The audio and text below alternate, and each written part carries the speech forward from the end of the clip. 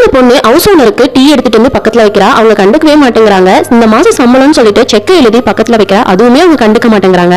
சரிங்கம்மா டீ ஆறிற போதுன்ட்டு இவங்களும் ஒரு பிளேட் எடுத்துட்டு வந்து மூடி வச்சுட்டு அது மேல 2 பிஸ்கெட் வைக்கிறாங்க. நான் கிளம்புறேன்னு சொல்லிட்டு இவங்களும் கிளம்புறாங்க. அதையும் அவங்க கண்டுக்காம ஷட்டர் பின்னிக்கிட்டே இருக்காங்க.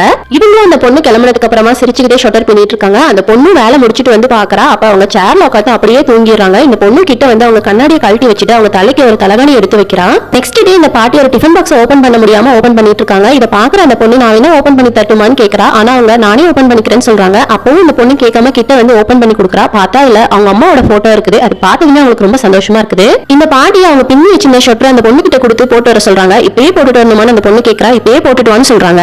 அந்த பொண்ணு போட்டுட்டு வந்து அந்த பாட்டி கிட்ட காட்டுறா. அந்த பாட்டியும் கொஞ்சம் சரி பண்ணி விட்டுட்டு நீ பாக்கிறதுக்கு எங்க அம்மா மாதிரியே இருக்கிற, நீ காட்டுற பாசம் எங்க அம்மா காட்டுற பாசம் மாதிரியே இருக்குதுன்னு சொல்றாங்க.